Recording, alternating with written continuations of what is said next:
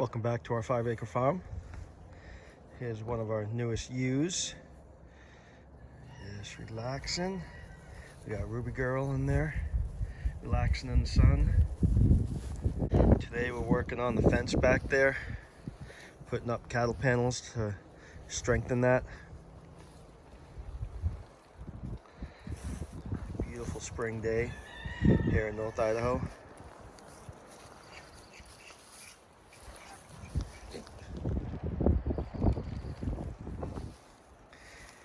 Our newest addition is our ram, our Katahdin ram. He's been breeding the last couple days, or at least yesterday. Sean and I were out here all day working on this fence, and yeah, he was taking care of business like every couple minutes. So I would imagine or hope that she might be pregnant. We'll see. They're pregnant for 5 months is their gestational period, just like goats. I guess the brown one isn't in heat because he wasn't trying to mount her, just her. And today they seem like they're a lot more relaxed. He kept following her around as soon as he got here. So I don't know, maybe we made a love connection, right? So we'll see in 5 months. It should be about September lambs. Hopefully by then I have, my plan is to build a small barn right over there. So hopefully I can get that done this summer. We'll see. But for now, we're fixing up this fence that was over here. It was that field fencing that you see all the way in the back, but they kept jumping on it. So we took the field fencing down and we put up cattle panels to make them a lot stronger. These are reused cattle panels. That's why there's some bows in them. They're not perfect, but what are you gonna do? I had to reuse them. So these came from the goat nursery that we had set up last spring, where our goats gave birth. So we reused them for this alleyway. I'm going to do this fence today.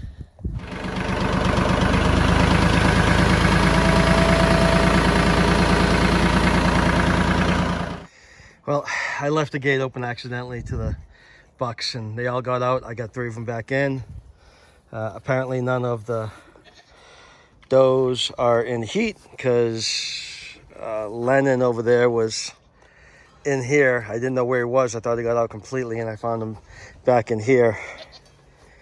And he wasn't trying to mate. So it tells me none of the girls are in heat. So now I got to get him back into that pen, which is kind of difficult when he sees that there are ladies around. So yesterday we did this gate here as well. I bought some hinges and was able to put it on the T-post. It's heavy, it's definitely durable, it's wrought iron. I had gotten these from a neighbor, so put them to some use.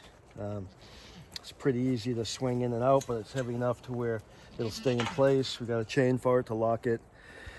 Yeah, so that'll keep them out. I used these wrought iron panels last year, or I don't know when it was, last winter or something I got them, just to set them up quickly. So today I'm taking them down, gonna put up the rest of the cattle panels I have to add some strength, and maybe use these as gates at another location. They'll be nice looking once they're painted. We're gonna paint them all black. This is what was up there, the field fencing. Field fencing is great. It's a lot cheaper than going with cattle panels. One major thing I did wrong was, I put this up when we first moved here. July, August, somewhere around August and September of 2023. I knew nothing. I'd never put up field fencing before. I had never asked anyone how to do it. I never looked it up on YouTube. I just sort of figured it out, and I figured it out wrong. You see how the T-post is on this side, right? So that's wrong, because what happens is you can see down there, they're pushing on it and it's pushing outward. You want to have it like we got over here. This is what we did yesterday. You want to have it so that the T-posts are on the outside relative to wherever the pressure is going to be coming from. So the pressure is coming from this way because they're going to be jumping up on this, right? And it's going to hold up. Number one, it's going to hold up a lot better than the field fencing because it's a much, much thicker gauge. It doesn't bend at all. At least not each individual square isn't going to bend. And number two, we have all the T-posts on the outside, as you can see them down both rows, because the pressure is coming from that way and the pressure is coming from that way. The animals are going to be pushing on it. So the T-posts are doing their job in holding the fence up and supporting it as it's being pushed out this way and out this way. So that's how you're supposed to do it. Like I said, coming from the city, never having done field fencing, I didn't know what to do. And honestly, I had put all these in, banged them all in by hand, all by myself. Then I thought I did them wrong. I actually did them correct the first time, but I pulled them all out and turned them around. And yeah, learned the hard way, right? I should have looked it up how to do it instead of just getting all gung-ho and doing it. So now I know eventually this will all be changed out. Maybe cattle panels, maybe keep the field fencing. They don't put too much pressure on this side. So I'm not too worried about it. They always try to get over to the does over there, so they're putting pressure there. The does and wethers that we have in here, along with the sheep, they stand up on that field fencing over there, the side closest to the garden. So I'll probably switch those out to cattle panels as well eventually. The cattle panels it's a lot more expensive, but they're extremely sturdy. And on that side out there, we have to consider if we ever have baby goats again, which I'm sure we will. So this here is way too big because the goats can get out. The baby goats I'm talking about, kids. When they're just a month, 2, 3, 4, up to 6 months old, they can get out right through these large panels. These are, I think, 6 by 6. They can get out through those. They can't so much get out there, but they can get their head stuck. So I'll show you also a big issue we had with the kids that we had, the goat kids, is that when they're babies, their heads are small enough to fit through these 4x4 squares. So they get stuck. So then I'd hear them screaming because we don't dehorn our goats. So I'd hear them screaming at night. I have to come out and check on them constantly to get their heads out from inside those panels. So there are other panels. There's a utility panel. It's similar to a cattle panel. It's a similar panel like this. You can get it this height, and the squares are 2x2. So because they're 2x2, obviously there's a lot more metal used, so they're double the price of the cattle panels. Cattle panels are roughly $25, depending on where you are, $25 to $30 a panel. 28 right down the street from us, 25 at the place I normally go to. And then those utility panels at the place down the street is actually $100, which is crazy, 4 times the price. But the other place I go to, they're like 50 something dollars, so double the price. So it's lousy, but it's what works, kind of do it once type of thing. Because what I had to do, I don't know if you can see it, it's all getting all torn down now, is along the bottom where they've been scratching. You can see the goats and the sheep, you can see their wool, their fur, whatever. They scratch along that. That is welded wire fencing I put along the bottom. I had to put welded wire and chicken wire, not chicken wire, but hardware cloth, because to prevent the goat kids from getting their head stuck in there. So if I just do it with those utility panels, yeah, it's more expensive, but do it once and then they won't be able to get their heads through. I'll never have to worry about it again. So I may do that. I may also like to do wood posts on the outside over there, make it look nice. In here, yeah, I wanted to do wood posts, but let's face it, I mean, I have all these T-posts. Why spend more money? The goats don't care. It would be just for us to look at, So that's why I might do it nice out there to look at them. Here comes Shonda. I thought you'd come out to help me. What? I thought you were coming out to help me. Not yet.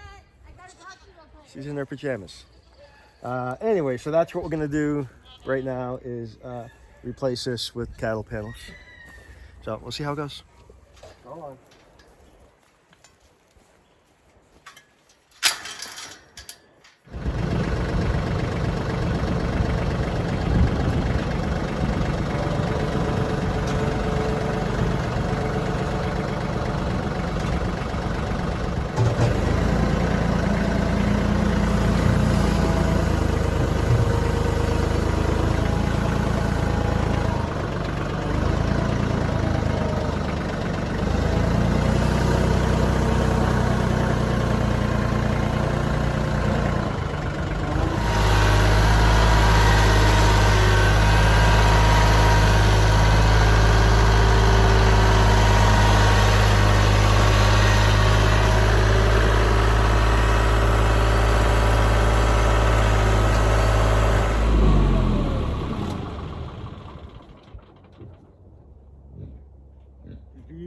told me it fell in there. Oh.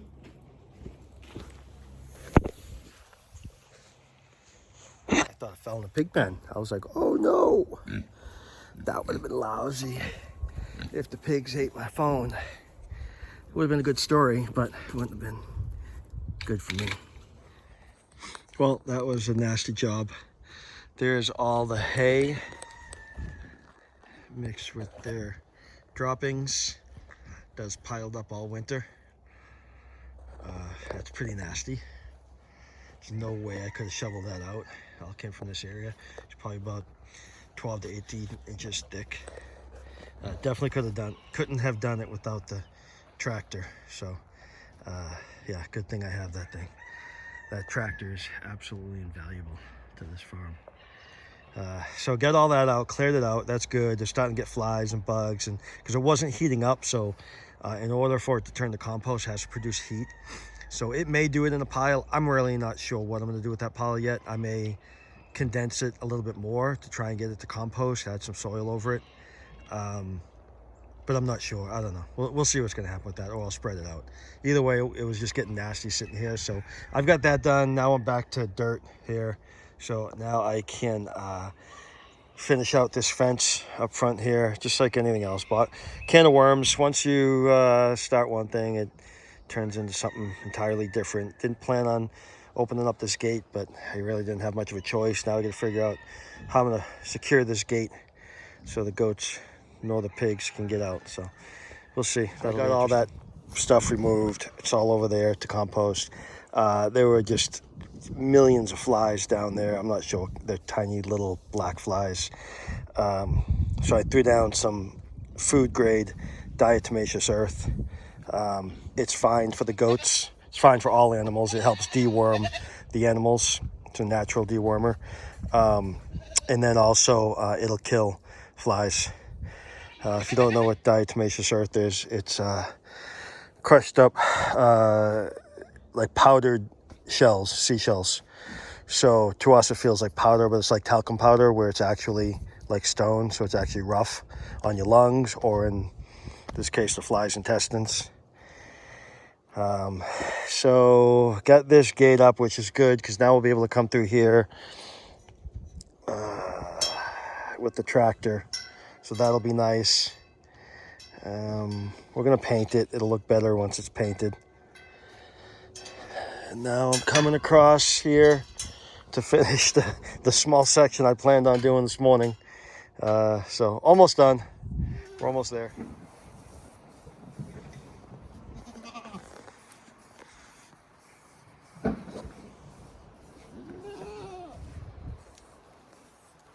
Good girl, Bailey. Got Mama out here working. I'm always working. Yeah. I'm not? Got you out here working on the farm. Huh? I said we got you out here working. Why are you getting all defensive? Okay, just like that. You don't have to have a guilty conscience. I don't have a guilty conscience. It's okay. Nothing. All right, so got the gates up. It's all still a very big work in progress. It looks all ugly right there, but eventually we're gonna soon, this spring, like this month, we'll continue putting up these cattle panels and straighten all that out. Cattle panels, they look a little neater, and they're just a lot stronger than the field fencing. The field fencing, I'm realizing, is good for fields, but not so much good for pens. Not when they can be pent up for months. They stay in these this whole giant thing is what we refer to as our winter pen. So they're in here until next month, till May, maybe the end of May. That's when the greenery, all the shrubs, the weeds, the grass, everything will pop up in the woods over the next month or so. And that's when we'll let them back out on fresh grass. So they're cooped up in here from October or November. So what's that? November to May, so 6 months. So half a year spent in here. So, you know, we need it to be stronger than just the field fencing. So we're getting there. Those hay feeders are so expensive. $300 for that red one. It is great. It is worth every penny. But I get so much to spend money on. I really couldn't afford. I need 2 of them, so I couldn't afford $600 for hay feeders. So I had this metal frame I got from Tractor Supply. They were throwing it out, so I grabbed it. I said, well, I'll use it for something someday. So then I put the cattle panels on it. So that's their hay feeder. I'm still going to build another one for the goats over there. I got Mom out here working today. She beautifies everything. I build stuff and lift heavy things, and she beautifies everything. She's the brains and the beauty. I'm just the muscle. So eventually, all in here, we're going to build a nice shelter for the bucks. We'll redo that shelter in there. So I like having this extra pen in here.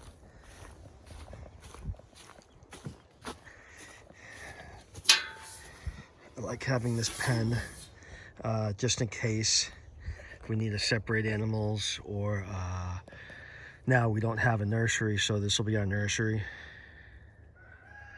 Our kidding pen, our lambing pen, we can do that over here. So it's just a nice option to have it. So I like having this extra pen.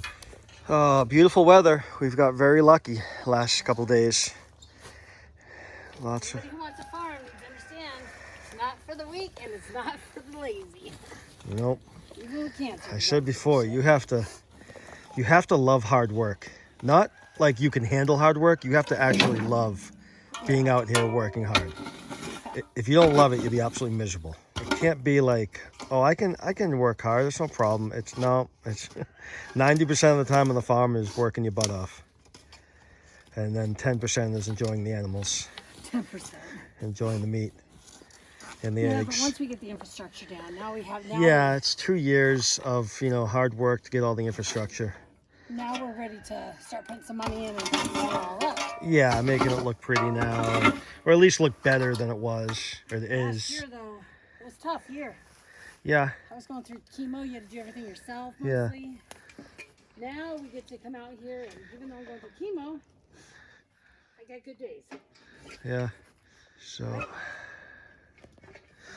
we got someone coming tomorrow to look at some goats. There's Nutella, the brown one over there. We're gonna offer him up. He's not very social with us. He's a nice goat. He's just not super social with us. So we still need to trim down our herd a little bit, thin it out a little bit. Just because we're feeding so many, and we just don't need this many for clearing out the woods. I like having them, but just don't need as many, especially now we added 3 sheep to the mix. So we don't need quite as many goats. So Nutella is being offered up tomorrow, and Willow, wherever she is. Not sure where Willow is. Oh, Willow's underneath the hay feeder.